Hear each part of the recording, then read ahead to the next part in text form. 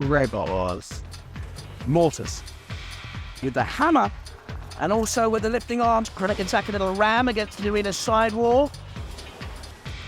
Deotor were blinded, of course, by the flames, and it's all firestorm, and Deotor on fire again. From its industrial goth chic to its neon lights, Robot Wars was fantastic.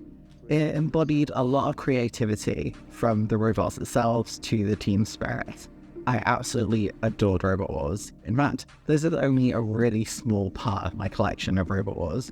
I have a lot of the pullback toys, I have like the whole mini stadium thing, and well, it was just a franchise I adored as a kid. I was even part of the Robot Wars club, and I talked to my friends about entering as like a featherweight robot, but I just never did it. The Robot Wars has always stayed close to my heart. Every now and again, I will go back and play Robot Wars Extreme Destruction, which is the last game they released. But Robot Wars Arenas of Destruction is very close to my heart. I remember getting a PC game for that, and it didn't work because there was a patch that was needed, and my dad was like, no, it doesn't work, we'll take it back and get it for PS2. And then I got it for Christmas, and I spent all of that Christmas upstairs in my parents' room at my grandma's just playing on my PS2 and trying to complete the game, and I was obsessed. So when I saw this kind of model kit for Robot Wars, I thought, what a unique opportunity. Firstly, to dress in my real goth self, but also to build a model kit of one of my favourite robots, Panic Attack. I've got signed posters from Panic Attack because my dad knew someone who knew someone, and I got a few posters when I was a kid, and it's like literally up in our living room. And I love it. I love Robot Wars, and I love Panic Attack. Panic Attack won in Season 2, and they have been a fan favourite, and the Welsh as well. Whilst their robot remained, I guess, more simple compared to more modern robots that would come along like Hypnodisc and Razor, their robot survived for a very, very long time and became one of the poster child of Robot Wars, and still remains very close to my heart. In fact, you can play them in both the video games as well. So for this video, I thought I would just look at Robot Wars, in part because it's close to my birthday and I figured this would be a really cool release to have close to that, but also because it's just something a bit different and a bit fun. And I did say that during the course of 2024, I would try and release some videos that were a bit different, just to try and show that modelling is more than just a plastic kit.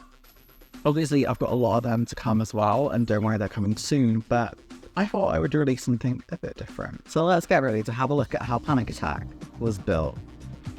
I thought we'd look at some of the Robot Wars memorabilia or toys that I have initially. So firstly, these pullback toys I was obsessed with. I kept getting these like birthdays, and I just absolutely loved them. And of course, I have little Panic Attack.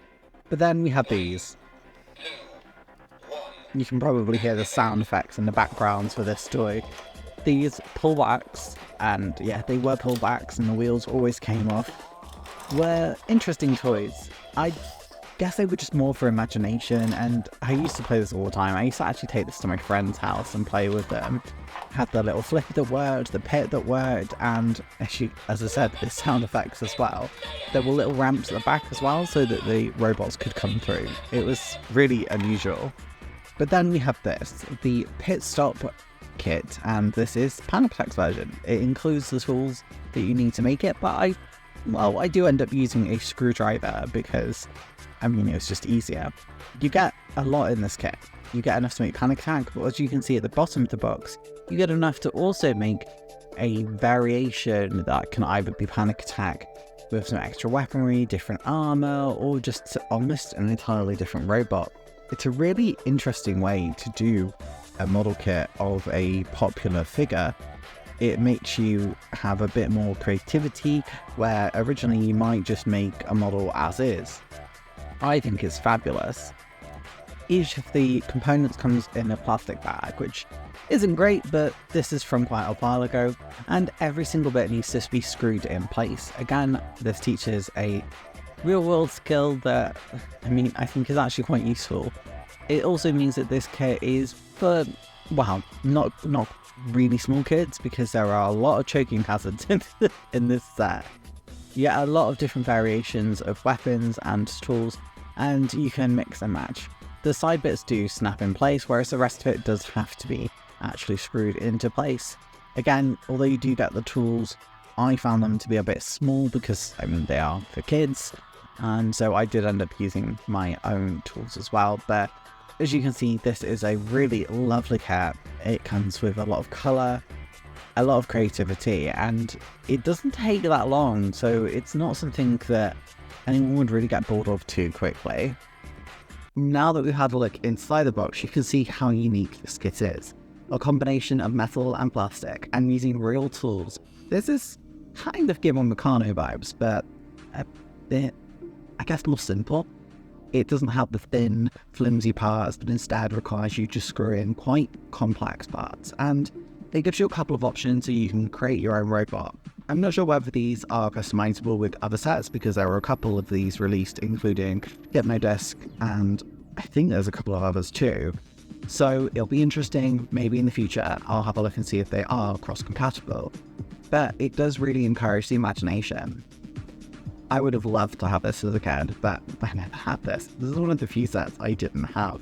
And I'm really glad I got the opportunity to build it today. Even if I wasn't able to build the kit when I was a kid, in the video games themselves, you are able to build your own robots. And I actually went back and played a little bit. So whilst going back and having a look at the video games for Robot Wars, I went back and first looked at this, which is Robot Rage. This was a mini-clips game where you could build your own robot and fight other people. Mini-clips was an online website that was Flash-based, and I mean, I miss the simplicity of it in some regards. I used to have a paid membership for this. I used to play pretty much this and RuneScape. But this would be nothing compared to the Robot Wars games that were released by BBC. Now, the Robot Wars games that came after this, so for example, we had this, which was Arenas of Destruction, and we also had Extreme Destruction that followed this. Arenas of Destruction came out on PC and PS2. I originally had it on PC, but it wouldn't run properly, and my dad took it back to PC World so that we could get it on PS2 instead. I loved this game. The music lives rent-free inside my brain, and I just think it's a wonderful, wonderful game. It's just really, I don't know, lovely, and it embodies the Robot Wars spirit so well.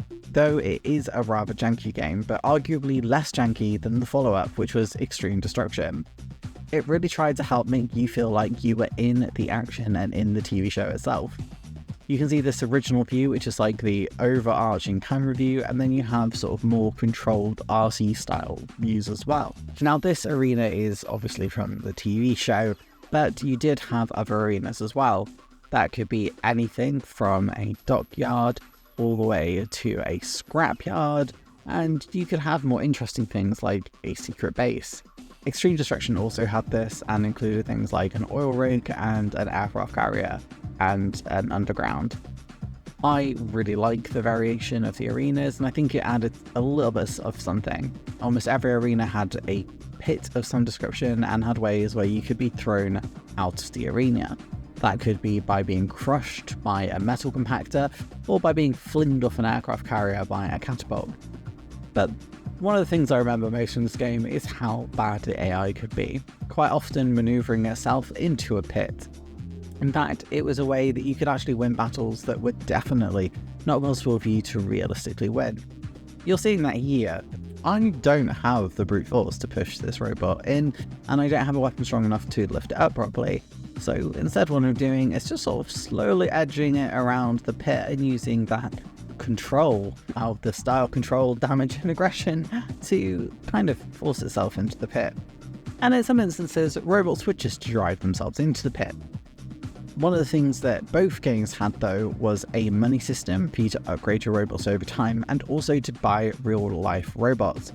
Extreme Destruction had the best selection of robots, but Arenas of Destruction also had some favourites, including Panic Attack.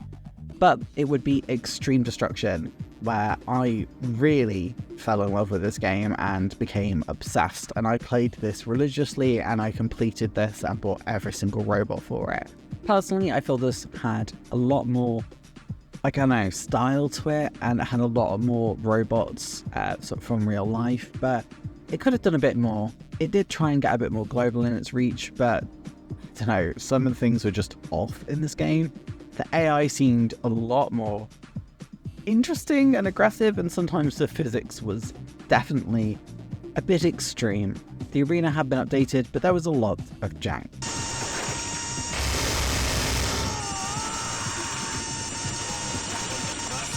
Yeah, so that wasn't great, but when the game wasn't sort of running itself into the ground, it did offer you the opportunity to become your favourite robot team. And of course, the first one I went and got was Panic Attack. Although they're not always the best robots in the game, just because of how the overall physics engine works, I love this game, and there's just something about it that will just never quite leave my heart. I might maybe stream this in the future. I know I've said about streaming a few times, but life just keeps going from one thing to the next, and hopefully I'll have a room where I'm able to sort of do my modelling and streaming soon. And if that's the case, is this something you'd like to see me stream? Let me know in the comments below. Whilst you're looking in the comments as well, make sure to like this video and subscribe to the channel as well. It really does help me out. I know this is an unusual one, but hopefully you'll enjoy this just as much as I did. So let's go and have a look at the construction. Construction of this kit is actually really nice, and I haven't done any of these sort of kits for a very, very long time. Of course, you can see I've already cracked out my screwdriver to make sure that I can build this kit as easily as possible, because I knew I was going to struggle with the little tools that they included, especially the screwdriver, because God, my nails are almost longer than that. Now, luckily there aren't too many parts that you do actually have to screw in place, but it can be a bit fiddly to get them to sit in place at the bottom, because they have quite long sort of holes you have to get the screw all the way into. And sometimes I found it wasn't just quite slipping into place, but it wasn't anything too challenging. The nuts are also quite small, which I feel would be a massive risk to a lot of young children, so this is definitely more of a sort of, I don't know, early teen sort of thing. I never really know what sort of age things are for, but I still enjoyed it, and I love having this sitting out on my shelf because I think it actually is quite a cool little model of Panic Attack. It's really fun and simple to put together, and I love that they give you all the different parts to do different robots or do sort of different variations of Panic Attack should you want to. I do wonder whether or not the team had any of the additional parts, but who knows, because quite frankly it is a completely different robot that you end up making. I really am curious whether the Hypnodisc version is any good as well, and whether there is sort of interoperability between the two kits. Yeah, there we go, that's pretty much the kit completed. You can see you get two different forks there, and I'm going for the sort of iconic Panic Attack lifting forks. You do have to screw these on as well, and these are the hardest bits to put in place because you have to get the nuts on the back of this. And I found the easiest thing was just to hold it in place and then sort of screw it, but that's probably a unique challenge to me because of my nails that can sometimes make these sort of tighter places a bit harder to do. But overall, I was really happy with this. I think my partner was sort of painting his sort of model ship as I was putting this together, and he also was just like, oh, that's quite a cool kit. Again, I would really love to see more things like this. I guess we are starting to see more things go into this space with both Revell and Airfix doing Lego style kits, and then we have things like Kobe as well that do sort of Lego style kits. But these sort of Meccano-esque kits seem to have died out, and I'd love to see them, particularly because, one, they don't use as much plastic necessarily. I mean, this uses some but could use less, and also I think these are a bit more durable than some of the Lego kits that we have, because there's less parts to lose. This is the entirely different robot that we have, and I think this is wild. Also, it has a flamethrower on, and flamethrowers were banned in Robot Wars. They were allowed in the sort of American counterpart, I think, later on, and they definitely are today. But yeah, they were banned in Robot Wars, except for Sergeant Bash, of course. So, interesting choice there, but I do like the hammer, or the axe, should I say. That's really cool. You can obviously mix the parts as well, so if you wanted to do Panic Attack just with an axe in the front, you can do that, and you can just see how easy this is here, whereas I've screwed it off and then screwed it back on, and then I've just snapped the side panels on. What a really cool and interesting kit. I hope you've enjoyed seeing it, because it's definitely unique. So the construction of this kit was a bit unusual, and I don't know, I really do like this kit. I think it's quite fun, it's creative, and it would be really cool as a kid to be able to play this against another one and pop off bits of armour as you're combating against each other. And then even if you've got two people the exact same kit, you can make two very different robots, as you saw from the alternative parts they give you. And you can kind of mix and match these, although, I don't know, my brain just says I could build Panic Attack or build something completely different. These are quite cool because, as you saw at the start of the video, they are pullback mounted. Just considering how old this is, it still works perfectly well. But yeah, these are really interesting, and I wish we'd have more kits like this. Some planes that would be like this, and tanks that would be like this. You know, something that gets people into, I guess, tabletop wargaming, or something for tabletop wargaming that can give you really damage at a model, so that when it's lying around, you can be like, cool, the armor's laid off that. I don't know, it's just a thought. But I think we could have a lot more fun brought into the model making scene. So often we're so serious about what we do and how we do things and how real it has to be, that we forget that these things can just be for fun. So here's to adding a little bit more fun into the model making world. Thanks so much for joining me for this video. If you've enjoyed what you've seen here today, make sure to subscribe to the channel. Leave a comment down below of what your favourite robot from Robot Wars was. Was that Panic Attack, or was it something else like, I don't know, Stinger or Bigger Brother? If you finish your comment, make sure to like the video as well and share it with your friends. It really helps me out. And well, I guess I'll see you in the next one, but I'll probably have changed a little bit by then, back to my pretty and pink self. Bye! Thank you to all my channel supporters. Of course, the shout out goes to my advanced kit level supporters, and that includes Bob and Genevieve Albridge, David Barber, Taggers365, Jeff Dioramas, Iron Jew, and the two longest supporters of the channel, we have Crazy Loja and Explosive Water. Thank you guys so much. If you've enjoyed what you've seen here today, make sure to like the video, drop a comment down below, and subscribe to the channel. I really enjoyed you being here and, wow, going through this journey with me. And there's a recommended video here just for you.